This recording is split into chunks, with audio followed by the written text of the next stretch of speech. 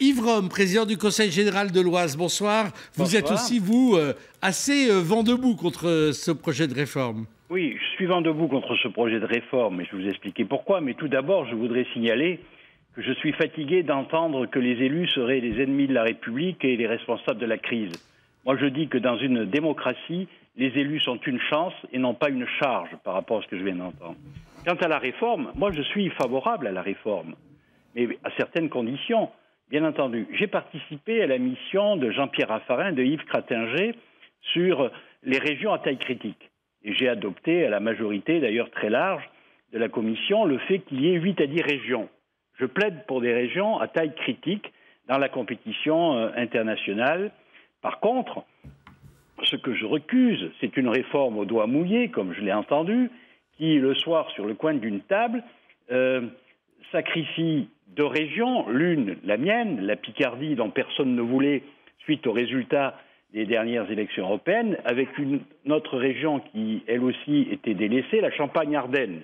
Quand vous imaginez que de Beauvais à Reims, si vous empruntez les moyens ferrés, il vous faut plus de 5 heures, 500 kilomètres entre Abbeville, la baie de Somme, et Langres. Ce n'est pas cohérent. Et bien entendu, j'ai recherché sur le site qui traite de cette affaire, Régionator, je n'ai trouvé qu'une justification de cette nouvelle région, c'est celle des 15 provinces ecclésiastiques.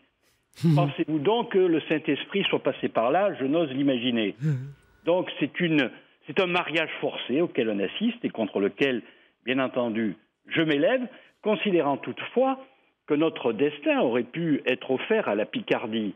Et à défaut que la Picardie soit attractive pour d'autres régions, moi, je vais plaider par le biais d'amendements lors des débats au Sénat pour que la Picardie soit rattachée soit au Nord-Pas-de-Calais, soit à l'Île-de-France ou soit à la Normandie.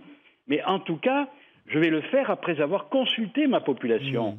Car je considère que des décisions d'une telle importance nécessitent que les populations adhèrent et que cette nouvelle carte soit faite sur les éléments de mobilité, sur les grands axes structurants, sur les bassins de vie, sur l'économie qu'on en attend par rapport à la compétition internationale. Et moi, je considère que dans le projet Raffarin-Crattinger, nous avons souhaité de grandes régions. Mais ces grandes régions devaient être accompagnées du renforcement des départements.